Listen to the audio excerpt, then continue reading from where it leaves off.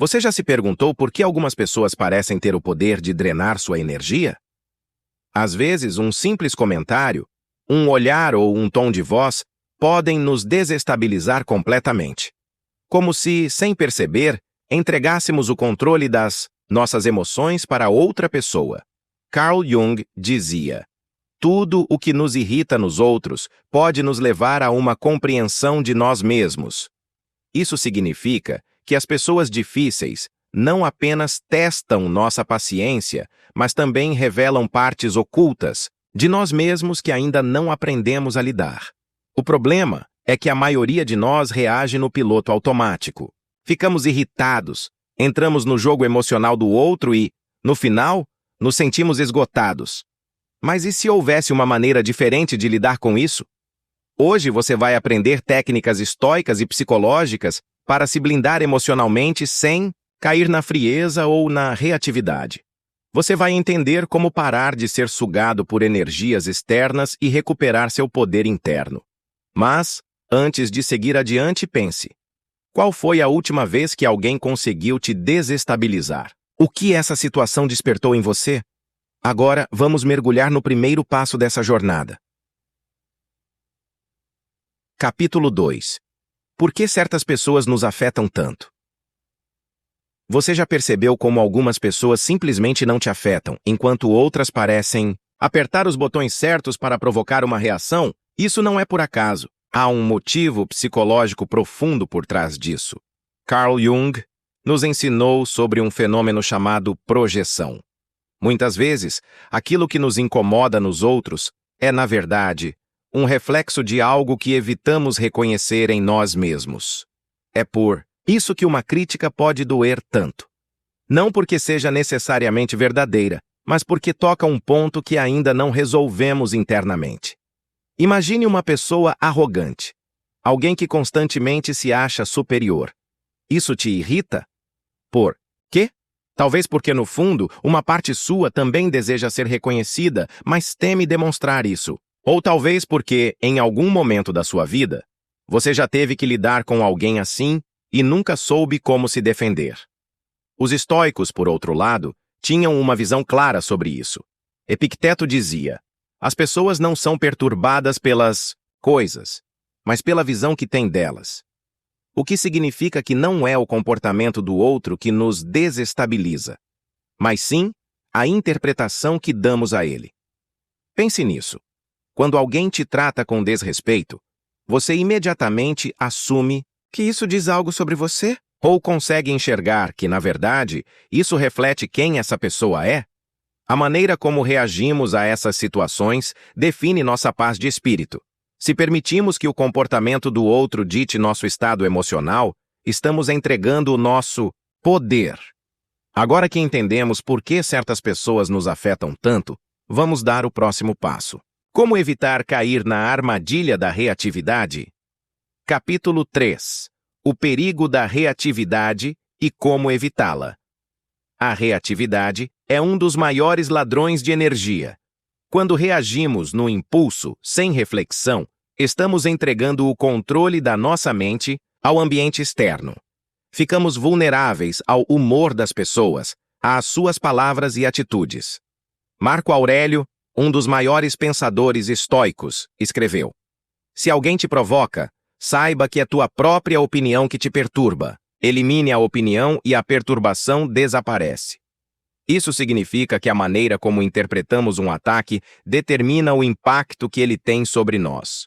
Mas como evitar cair nessa armadilha? Como criar um espaço entre o estímulo e a resposta?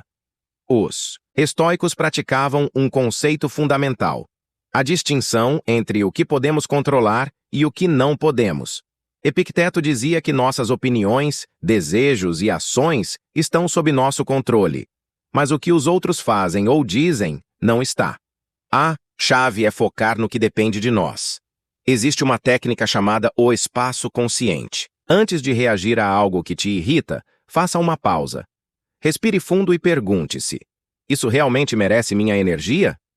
Essa pausa simples pode ser o suficiente para evitar um desgaste desnecessário. Outra técnica poderosa vem da psicologia analítica. Quando alguém te provoca, tente se ver como um observador externo. Em vez de se deixar levar pela emoção, imagine que você está assistindo a cena como um espectador. Isso cria uma distância emocional, permitindo que você escolha uma resposta mais equilibrada. No fim, a verdadeira força não está em vencer uma discussão ou provar um ponto. Está em manter a sua paz mesmo diante do caos. Agora que entendemos como evitar a reatividade, vamos ao próximo passo. Capítulo 4. Como criar um escudo psicológico sem perder a empatia. Blindar-se emocionalmente não significa se tornar frio ou indiferente. Pelo contrário, significa aprender a preservar sua energia sem se desconectar dos outros.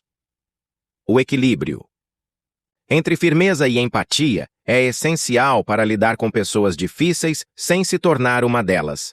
Carl Jung dizia: aquele que olha para fora sonha, mas quem olha para dentro desperta.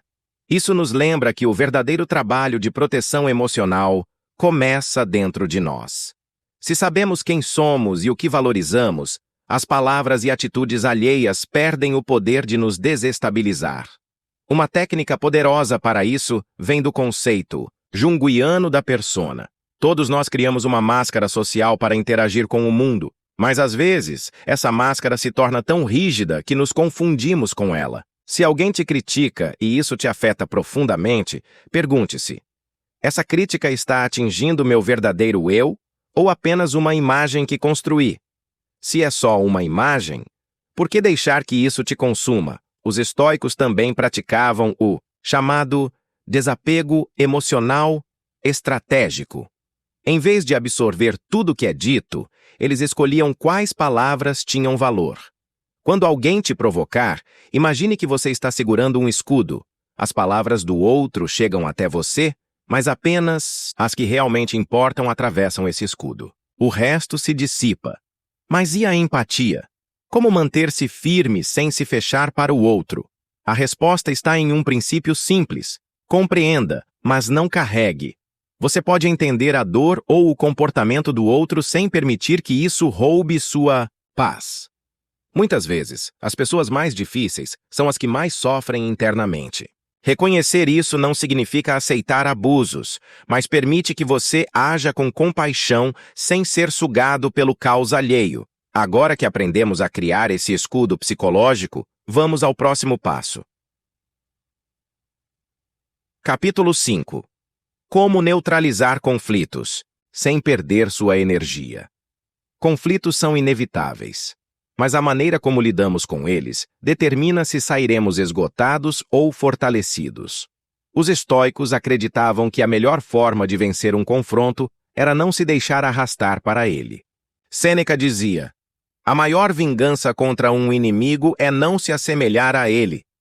Isso significa que, quando você reage com raiva a alguém agressivo, está apenas reforçando esse padrão de hostilidade. Mas como neutralizar um conflito sem ignorá-lo? Primeiro, escolha a sua batalha. Nem toda provocação merece uma resposta. Pergunte-se: esse confronto realmente precisa acontecer ou estou apenas alimentando meu ego? Muitas vezes, o silêncio é mais poderoso do que qualquer argumento.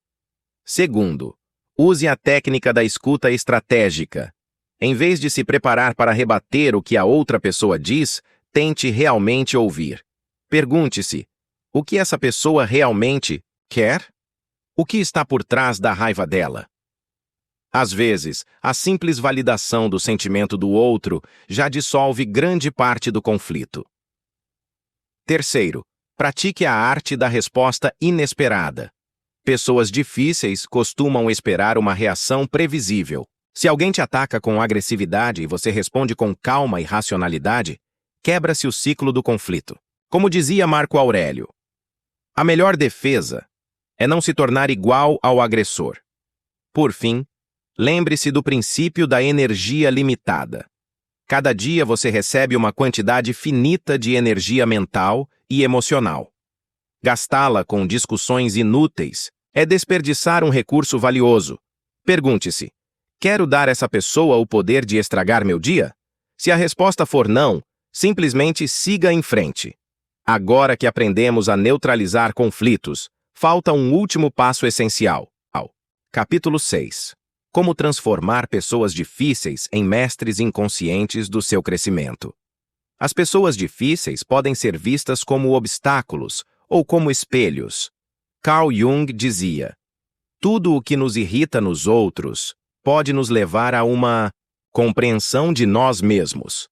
Isso significa que, em vez de apenas reagirmos, podemos usar esses encontros como oportunidades de crescimento. Mas como transformar um desafio emocional em aprendizado? Primeiro, observe suas próprias reações. Quando alguém te incomoda, pergunte-se: o que exatamente me afeta nessa pessoa? Muitas vezes, aquilo que mais nos irrita nos outros reflete algo que não aceitamos em nós mesmos. Esse é um conceito fundamental do trabalho da sombra. Segundo, pratique o distanciamento psicológico. Em vez de pensar, essa pessoa está me atacando, tente reformular para, essa pessoa está expressando sua própria dor, insegurança ou medo. Esse simples ajuste muda completamente a forma como você lida com a situação. Terceiro, use essas interações para treinar sua própria evolução. Se alguém constantemente te interrompe, veja isso como um exercício para desenvolver paciência. Se alguém te menospreza, transforme isso em um teste para fortalecer sua autoconfiança. Se alguém te manipula, aprenda a impor limites. Pessoas difíceis são mestres inconscientes porque, sem perceber, elas te forçam a crescer. Elas mostram onde você ainda se desequilibra, onde sua paz ainda é frágil. No fim, o objetivo não é mudar os outros, mas usar cada interação como um degrau para se tornar mais consciente, mais centrado e mais forte internamente. Agora vamos concluir essa jornada com um resumo dos principais insights e um convite para colocar tudo isso em prática. Capítulo 7. Conclusão. O verdadeiro poder está em você. Lidar com pessoas difíceis não é sobre vencê-las, mas sobre não permitir que elas definam seu estado emocional. Como vimos, você pode se blindar sem se tornar frio, pode neutralizar conflitos sem se desgastar, e pode até transformar desafios em oportunidades de crescimento. Carl Jung nos lembra que, até você se tornar consciente, o inconsciente dirigirá sua vida e você o chamará de destino. Isso significa que, quando você assume o controle das suas reações, das suas emoções e da sua energia, deixa de ser uma vítima das circunstâncias e passa a ser o protagonista da sua própria jornada. Pense em tudo o que falamos hoje. Qual dessas estratégias você mais precisa aplicar agora? Quem são as pessoas difíceis da sua vida que ainda têm poder sobre você? O que aconteceria se, a partir de hoje, você escolhesse reagir de forma diferente? A verdadeira liberdade não está em mudar os outros, mas em mudar a si mesmo. No fim, o maior teste de maturidade emocional é a capacidade de manter sua paz, independentemente do caos ao redor. Agora é com você. Aplique essas técnicas, observe suas próprias reações e perceba como, aos poucos, sua energia deixa de ser drenada por pessoas difíceis e passa a ser direcionada para o que realmente importa.